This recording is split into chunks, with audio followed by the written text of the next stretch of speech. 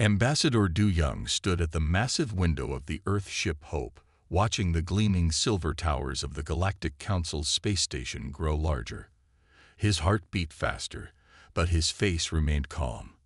This was humanity's big moment, their first official meeting with the Council. 10 minutes until docking, Ambassador, said Captain Yunho from behind him.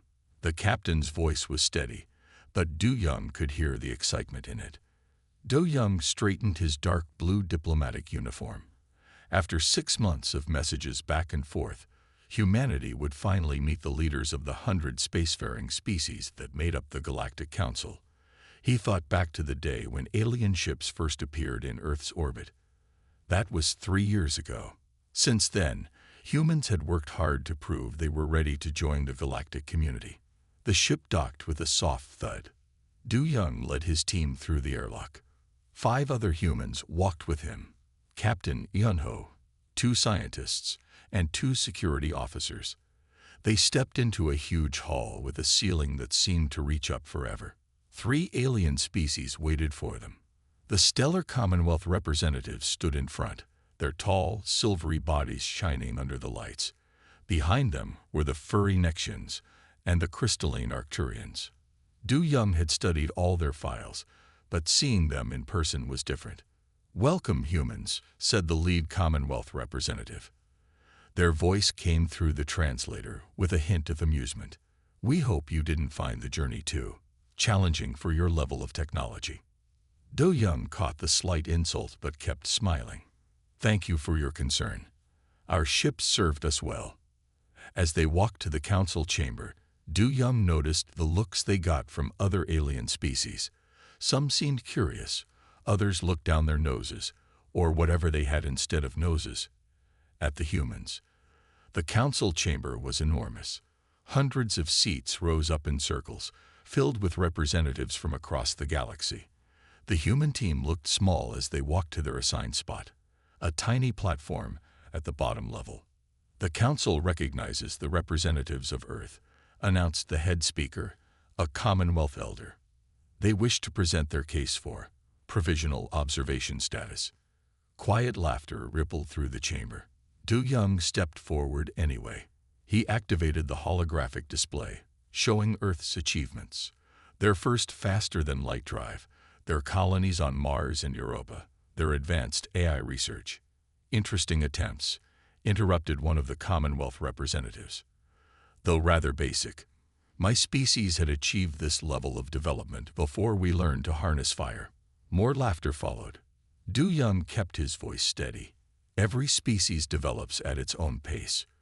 We believe we have much to offer the Council."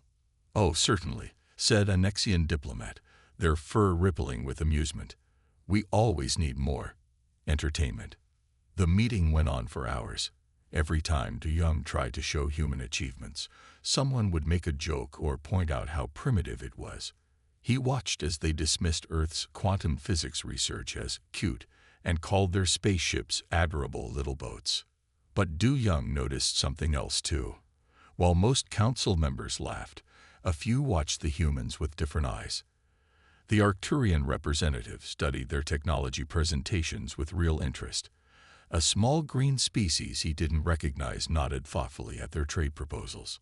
At the end of the day, the Council granted Earth provisional observation status, the lowest possible rank. As Du Young led his team back to their ship, Captain Yunho spoke quietly. "They treated us like children," she said, anger in her voice. Du Young nodded slowly. "Yes, they did. But they forgot something important about children." He turned to look at his team, a small smile on his face. "Children grow up." Back on the ship, Du Young sent his first report to Earth's government. He wrote about the Council's reaction, their dismissal of human achievements, and the few species who seemed genuinely interested. At the end, he added a personal note. "They think we're weak. They think we're simple. Let them think that. While they laugh, we'll watch. We'll learn, and we'll remember." The Hope turned away from the Council station, its engines glowing as it headed home. Behind it, the Council continued their meetings, Not realizing they had just made their first big mistake in 10,000 years, they had underestimated humanity. 3 months had passed since the first council meeting. Engineer Haynul wiped sweat from her forehead as she prepared for her presentation. Today, she would show the council her new quantum drive design. 6 weeks of work had led to this moment. The council chamber looked different now. Instead of the full assembly, only 30 representatives attended technical briefings. Haynul saw this as good news. Fewer people to laugh at her. The human engineer will now present their attempt at drive innovation, announced the council moderator. Several members didn't even look up from their data screens. Haynul stepped forward and activated her holographic display. A complex engine design appeared in the air. This new quantum drive design reduces energy consumption by 60% while increasing speed by... "Excuse me," interrupted a Commonwealth tech advisor, waving his silvery hand. "But aren't you still using particle acceleration? How quaint." Haynul took a deep breath. "Yes, but we've modified the..." "Like watching cave people discover the wheel," whispered a Nexian to his neighbor. Their laughter echoed in the chamber. In the back of the room, Security Chief Sun Mei narrowed her eyes. While everyone watched Haynul, Sun Mei watched them. She noticed how quickly some council members recorded the drive specifications. Too quickly. Her security training told her something was wrong. Haynul tried 3 more times to explain her design. Each time, someone interrupted with a joke or dismissive comment. Finally, she stopped talking and packed up her equipment, her hands shaking slightly. That evening, in the human embassy on the council station, Sun Mei called an urgent meeting. Ambassador Du Young, Haynul, and other key staff gathered in a secure room. "They're stealing our data," Sun Mei announced, putting a small device on the table. "I found this hidden scanner in the presentation chamber. It copies all technical information we show." Du Young leaned forward. "Are you certain?" Sun Mei nodded. "And that's not all. I checked our computer logs. Someone's been trying to hack our databases. They're not just mocking us. They're spying on us." Haynul's eyes widened. "So when they interrupted my presentation, they were buying time to copy your designs," Sun Mei finished. "They act like we're primitive, but they want our technology." Do Young stood up and walked to the window, looking out at the endless stars. "Keep this quiet," he said finally. "Tell no one outside this room. But from now on, we document everything. Every insult, every theft attempt, every lie." "What good will that do?" asked Haynul, still upset from her presentation. "Knowledge is power," Sun Mei said, smiling slightly. "And they don't know we have this knowledge." Over the next few weeks, the human team gathered evidence. They found more hidden scanners. They tracked hacking attempts. They recorded every dismissive comment and interruption. All of it went into a secure database. Meanwhile, the council's behavior got worse. They started interrupting human speakers within seconds. They accidentally scheduled humans to present during council rest periods. One Nexian representative even fell asleep during Earth's Colonial Development Report, or pretended to. But something else was happening too. Sun Mei noticed more council members paying attention when they thought no one was watching. She caught several of them studying human technology designs with great interest. They might laugh in public, but in private, they were very interested in Earth's achievements. One day, as they left another frustrating council session, Haynul turned to Sun Mei. "I don't understand," she said. "If they want our technology, why do they treat us this way?" Sun Mei thought for a moment. "Because they're afraid," she said finally. "We achieved in 300 years what took them thousands. They laugh because they're scared." Do Young overheard them and smiled. "Then let's give them something to really be afraid of," he said quietly. "Send a message to Earth. Tell them it's time to start Phase 2. As their message sped toward Earth, the humans continued their work on the council station. They attended meetings, gave presentations, and endured the mockery. But now they had a secret. Soon, Very soon, the laughter would stop. Science Director Kita stood in the hidden laboratory deep beneath the lunar surface. Around him, hundreds of scientists worked on projects the Council knew nothing about. This was Phase 2, and it was going perfectly. "Show me the new defense system," Kita said to his team leader. A huge hologram appeared, showing a shield design unlike anything the Council had ever seen. While they laughed at Earth's primitive technology in public, humans had been building something revolutionary in secret. "The quantum-linked shields are ready for testing," said the team leader. "Should we inform the Council?" Keita shook his head. "No, let them keep thinking we're still working on basic particle shields."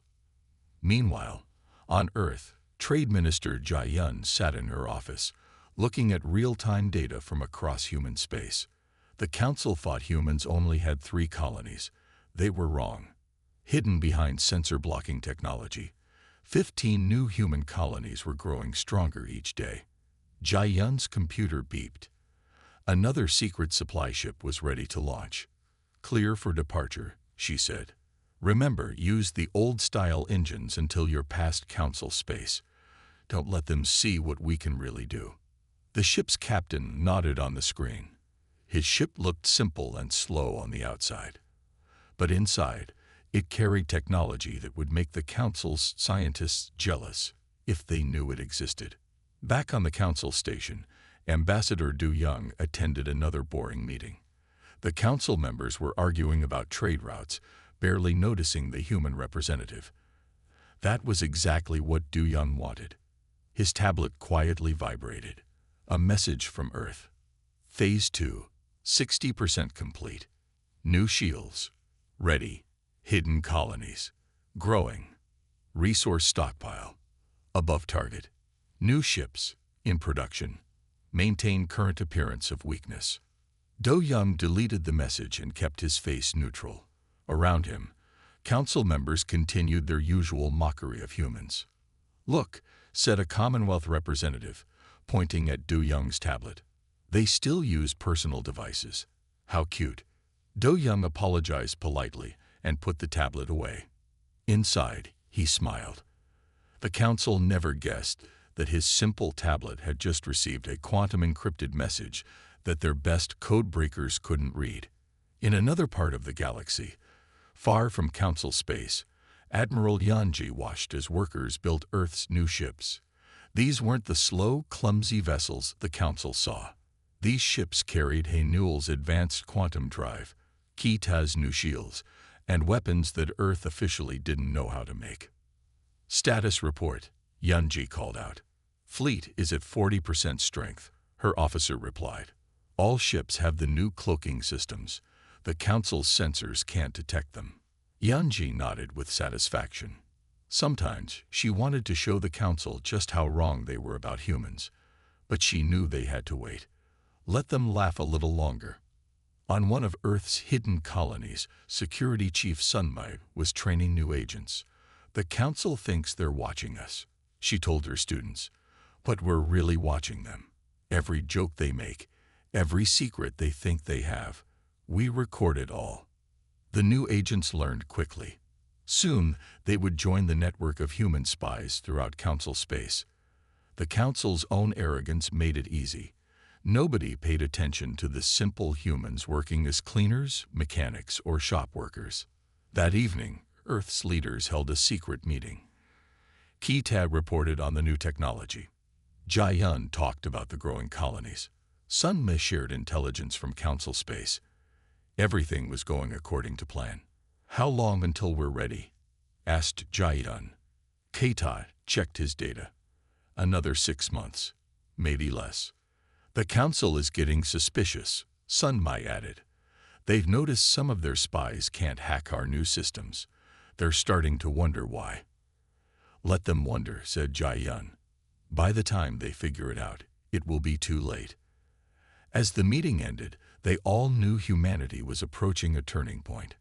Soon, they would show the Council their true strength. But for now, they would keep working in silence, building their power while the Council laughed at their primitive ways. The greatest trick humanity ever played was letting the galaxy think they were weak. The council chamber felt different today. Where human ships once filled 3 docking bays, now only 1 remained. This was the 4th time in a month that humans had missed a major council session. Arxis, the lead Commonwealth diplomat, watched the empty human seats with growing unease. "Where are they?" he asked his assistant. Ambassador Du Young sent a message. He said he was called home for consultations. Again. The assistant's silver skin flickered with annoyance. They're probably just being emotional, as usual. But Arxis wasn't so sure. Something felt wrong. Human trade ships had been disappearing from their normal routes. Not all at once, but slowly, one by one. At first, nobody noticed. The council was too busy making jokes about human technology to see what was happening. In the council's trade office, a young Nexian analyst was the first to spot the pattern. She rushed to her supervisor's office, datapad clutched in her furry hands. "Sir, look at these numbers," she said, showing him the screen. "Human ships are leaving major trade routes. They've reduced their presence by 60% in the last month." Her supervisor barely glanced at the data. Humans are inefficient traders anyway. Let them sulk. But the analyst kept checking the numbers. She noticed something else strange. Human mining operations were shutting down too. The official reason was routine maintenance, but all of them at once. Meanwhile, on Earth, Ambassador Du Young sat in a meeting with the Human Leadership Council.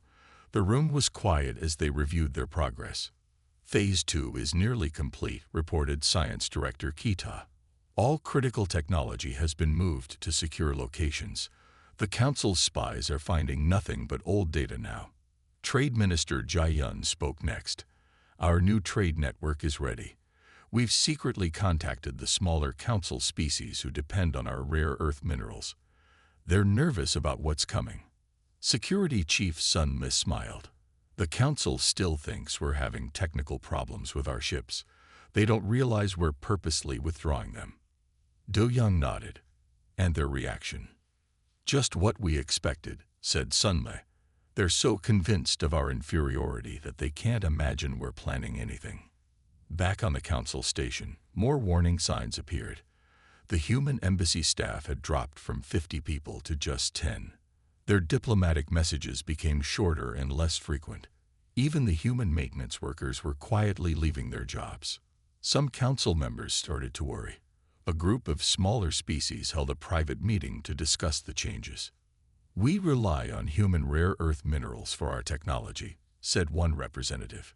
"If they're really pulling back." "Don't be ridiculous," interrupted a Commonwealth elder. "Where else would they trade? They need us more than we need them." But fear had begun to spread. Several council corporations tried to contact their human trading partners, only to receive polite messages about temporary service interruptions. In human space, Admiral Yanji watched her fleet's final preparations. The new ships were ready, hidden in bases that didn't officially exist. Her crews had trained for months on technology the Council thought impossible for humans to create. "Message from Earth Command," her communications officer reported. "They're asking if we're ready." Yanji looked at her fleet status display. Everything was green. "Tell them we're ready, just waiting for the signal." That evening, Du Young prepared his final report to the Council. He chose his words carefully, making sure to sound appropriately humble and apologetic. The Council would read it and probably laugh, as usual. They wouldn't understand what it really meant until it was too late. Due to ongoing internal consultations, he wrote, "Earth must temporarily reduce its Council participation. We thank you for your patience with our primitive ways." As he sent the message, Du Young thought about how shocked they would be when they finally realized the truth. The humans they had mocked for so long weren't retreating. They were preparing to strike. The Council's main chamber had never been so quiet. On the giant display screen, Ambassador Du Young's face looked down at them. His expression was calm, but his words shook the entire galaxy. "Earth hereby announces its complete withdrawal from the Galactic Council," he said. "All diplomatic ties are severed, effective immediately. The silence lasted 3 seconds. Then the room exploded with noise. "They can't do this," shouted a Commonwealth elder. "This is just another human emotional outburst," laughed a Nexian representative.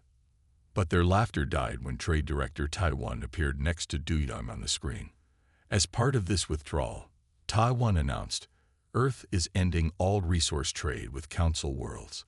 Our rare earth mineral exports will cease within the hour." Now the shouting turned to panic. Everyone knew how much their technology depended on human minerals. But surely humans couldn't be serious. Where else would they sell their resources? The answer came quickly. On thousands of screens across Council space, trade notifications started appearing. Human ships were signing new deals with independent worlds. Colonies that nobody knew existed were opening their ports for trade. In the Council's economic office, analysts rushed to calculate the impact. The numbers were devastating. Humans control 40% of the galaxy's rare earth elements, one analyst reported, her hands shaking. "Without their supplies, our technology production will." She didn't need to finish. Everyone knew what it meant. No rare earth minerals meant no new quantum computers, no new ship drives, no new weapons. Back on Earth, Trade Minister Jai Yun watched the chaos spread through Council space. Reports flooded in from Sunmi's intelligence network. "The Commonwealth's main shipyard has shut down 3 production lines," Sunmi reported. "They don't have enough materials to continue." Jai Yun nodded. "And our new trade partners? The independent worlds are eager to work with us. They're already sending ships to our new trading posts." In his office, Du Young received an angry call from Arxis, the Commonwealth diplomat. "This is madness," Arxis shouted. "You're destroying centuries of galactic cooperation." Du Young stayed calm. "Interesting. When we tried to cooperate, you mocked us. When we showed you our technology, you laughed. Now that we're leaving, suddenly cooperation matters." Arxis' silver skin paled. But what do you want? We can negotiate." "The time for negotiations was 3 years ago," Du Young replied. "When you called us primitive, when you stole our designs, when you treated us like children." He leaned forward. "We grew up, Arxis. We just didn't tell you." In the next few days, the Council discovered just how much they had underestimated humanity. Human ships disappeared from Council tracking systems. Their primitive cloaking technology was actually far advanced. Human colonies appeared in places the Council thought were empty space. Human technology that had been laughed at was now revealed to be more sophisticated than Council versions. "How did we not see this coming?" asked a Council elder during an emergency meeting. A younger member answered quietly, "We saw what we wanted to see. They showed us weakness because they knew our pride would blind us." In Earth's military command center, Admiral Yanji received a message from a Council military scout. They had finally noticed her hidden fleet. "Should we power up weapons?" her officer asked. Yanji shook her head. "No need. Let them see our ships. Let them count them. Let them realize how long we've been preparing." As the Council fell into chaos, humanity stood united and strong. Their plan had worked perfectly. Years of mockery had turned into their greatest advantage.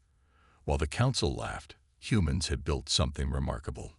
A power that didn't need the Council's approval or respect. The time for hiding was over. Now it was humanity's turn to shape the galaxy's future. The Council's emergency meeting was in its 3rd day when they made their most shocking discovery yet. A junior analyst burst into the chamber, his data pad displaying information that made the Council leaders freeze in fear. "The humans have working AI integration," he announced. "Not the basic systems they showed us. Advanced AI, merged with their quantum computers." The Council chamber erupted in chaos. AI integration was something even the Commonwealth had failed to achieve. Their best scientists had tried for centuries without success. "Impossible," shouted a Commonwealth elder. "We watched their AI development. It was primitive." Security Chief Sun Mei, watching through hidden cameras she planted years ago, smiled as she sent a message to Earth. They finally found it. The Council's next discovery came just hours later. Admiral Yunjita decided it was time to reveal the true size of Earth's fleet. She ordered her ships to drop their cloaking shields for just 10 minutes. Council space traffic controllers watched in shock as their screens filled with signals.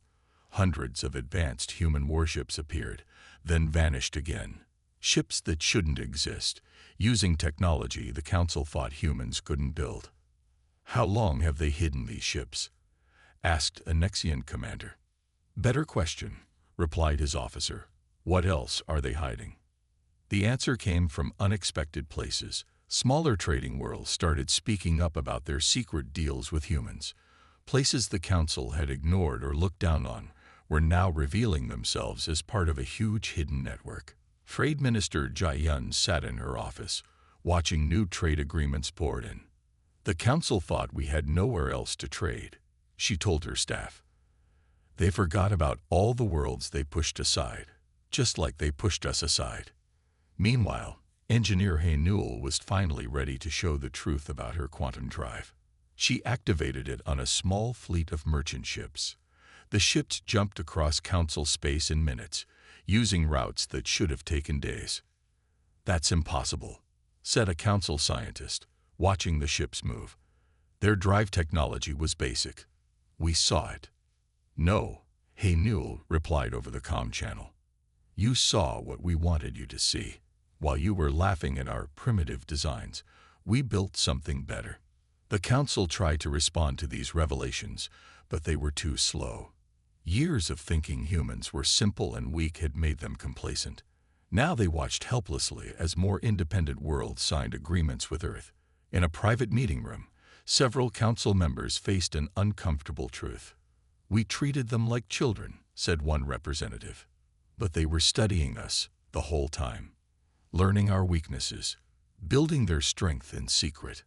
Ambassador Du Young received dozens of messages from Council species wanting to discuss the situation. He forwarded them all to his assistant with the same reply. "Earth is not accepting Council communications at this time." On one of Earth's hidden colonies, Security Chief Sunmai met with representatives from 3 smaller Council races. These species had always been treated as unimportant by the Council leadership. "Earth remembers how it feels to be looked down on," Sunmai told them. "We're offering you a different kind of partnership, one based on respect, not mockery." The aliens looked at each other, then at the thriving human colony around them. They had a choice to make: stick with the Council that had always dismissed them, or join the humans who had risen from primitive status to become a major power. As the day ended, Admiral Yanji received a message from Earth Command. More independent worlds were asking for protection from Council pressure. They were tired of being treated as lesser species. "Deploy the fleet as needed," Yanji ordered. "Show them that Earth keeps its promises." The Council had spent years believing humans were weak, simple, and primitive. Now they faced a terrifying question. What else had they been wrong about? 1 month after Earth's withdrawal, the Council's problems were getting worse. In the grand shipyards of the Commonwealth, thousands of workers stood idle. Without Earth's rare minerals, ship production had almost stopped. "How bad is it?" asked the Commonwealth High Leader. His economic advisor looked down at his datapad. "Very bad. We have supplies for maybe 2 more weeks. After that, we can't build or repair any high-tech systems." The Council had always thought they could easily replace Earth's resources. They were wrong. Human mining operations had been more advanced than anyone knew. The minerals they provided were purer and more efficient than anything the Council could produce. Meanwhile, Earth's new quantum drive technology was changing everything. Haynul's design was revolutionizing space travel. Independent merchant ships using her drive could make deliveries in hours instead of days. Council shipping companies were losing business fast. "Another shipping company went bankrupt today," reported a Nexian trade official. "They can't compete with the human quantum drives." But the Council's pride was still strong. In a private meeting, some leaders suggested asking Earth to return. Impossible, said a Commonwealth elder. We can't show weakness to a primitive species. Primitive? Asked a younger member. They fooled us for years. They built better technology than ours while we laughed at them. Who's primitive now?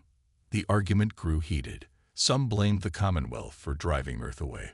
Others blamed the Trade Ministry for not seeing the danger. Soon, council members were shouting at each other. Outside the council chamber, Trade Director Taiwan met secretly with representatives from 10 smaller council worlds. These worlds were suffering the most from the resource shortage. Earth is willing to resume mineral trade with your worlds, Taiwan told them. But not through the council. You'll have to trade with us directly. The representatives looked nervous. Breaking away from council trade agreements was risky, but their worlds needed Earth's resources. The council will be angry, one said. Taiwan smiled. The council is already angry, but ask yourself, what can they actually do about it?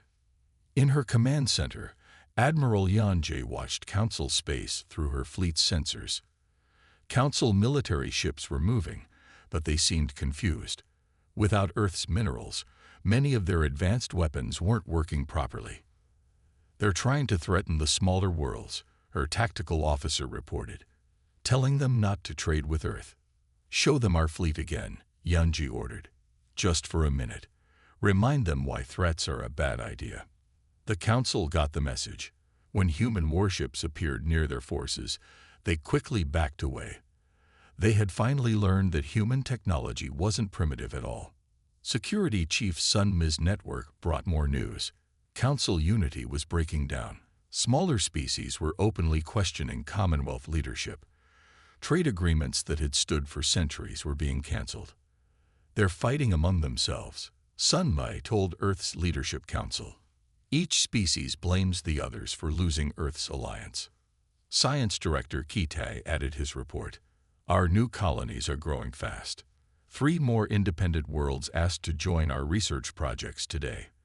They're tired of the Council keeping advanced technology for themselves. The Council tried one last time to fix things. They sent a message to Ambassador Do Young, offering to make Earth a special advisor to the Council. Do Young's reply was short. Earth is not interested in titles. We offered friendship. You gave us mockery. Now you can watch as we build something better without you. That evening, as council leaders argued about what to do, a simple message spread through their space. Earth was forming a new alliance. Any species tired of council arrogance was welcome to join. The council's worst fear had come true. The humans they mocked had become the humans they feared. Earth's new alliance grew faster than anyone expected.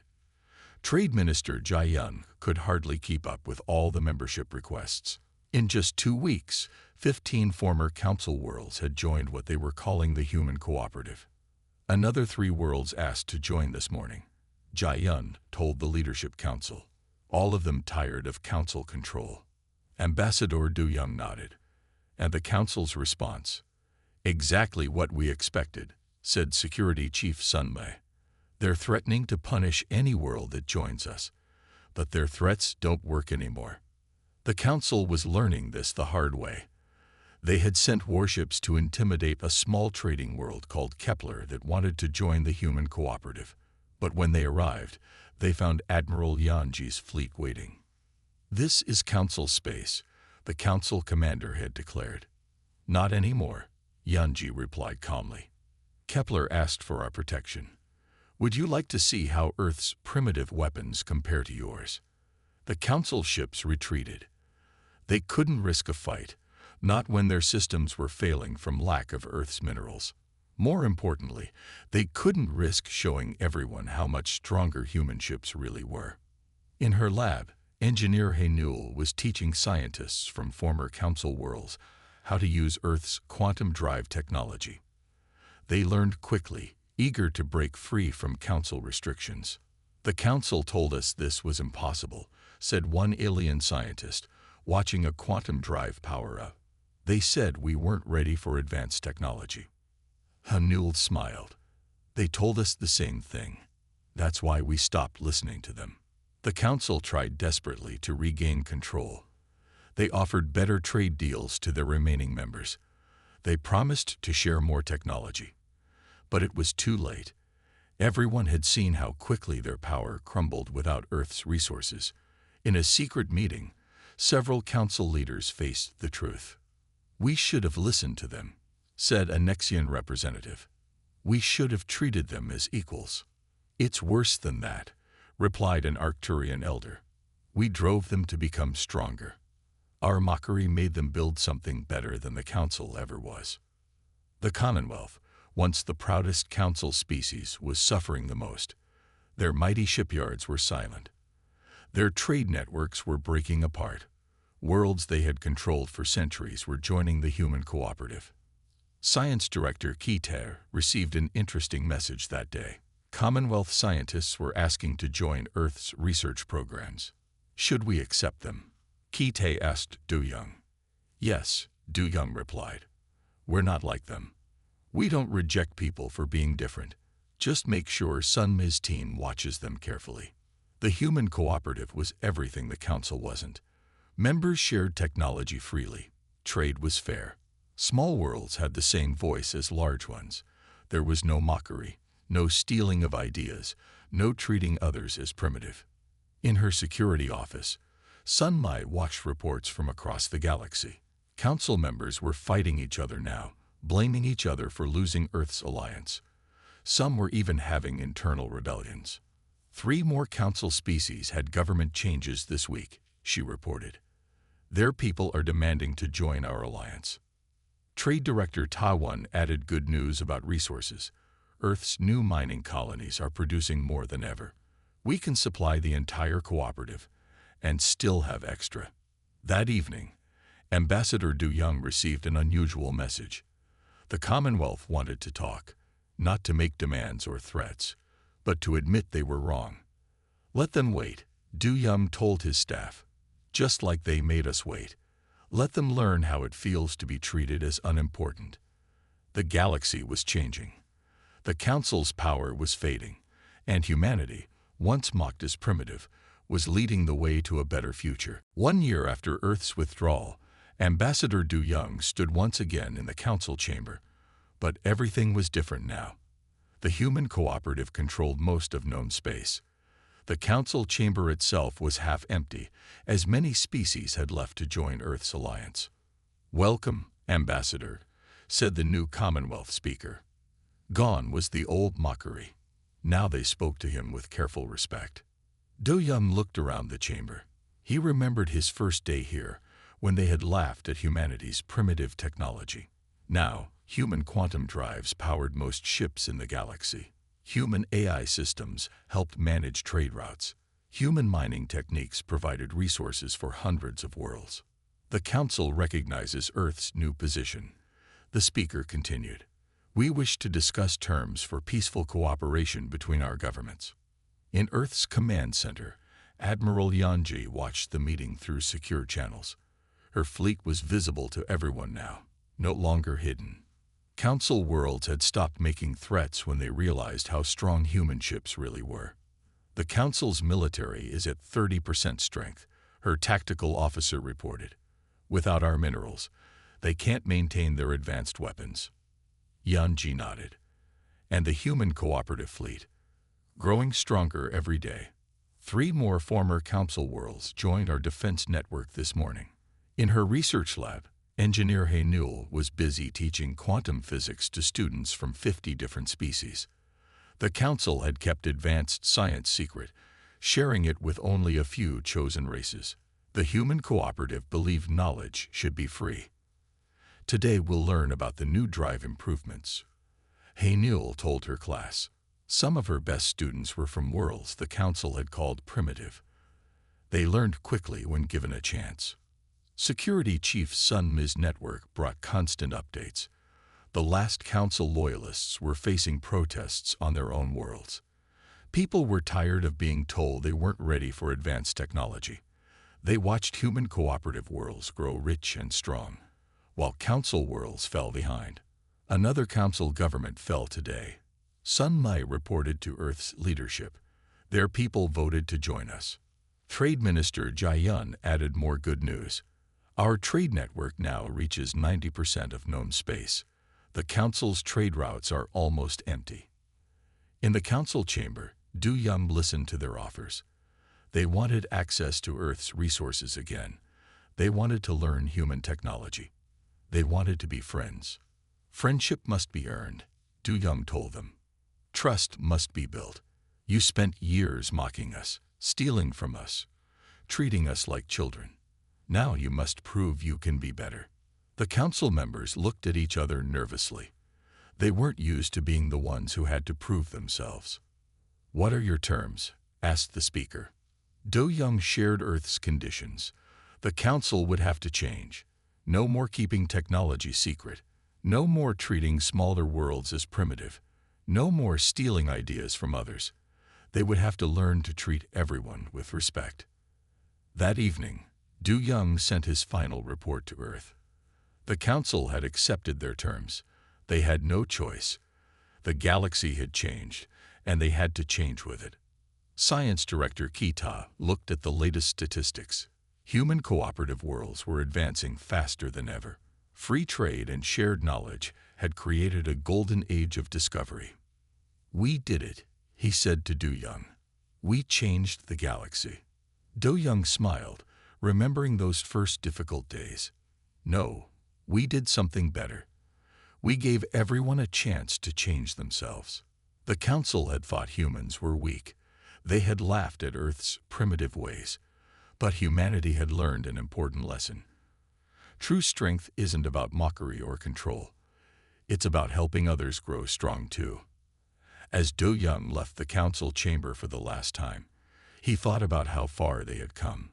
The humans they had mocked were now the humans they followed, and the galaxy was better for it.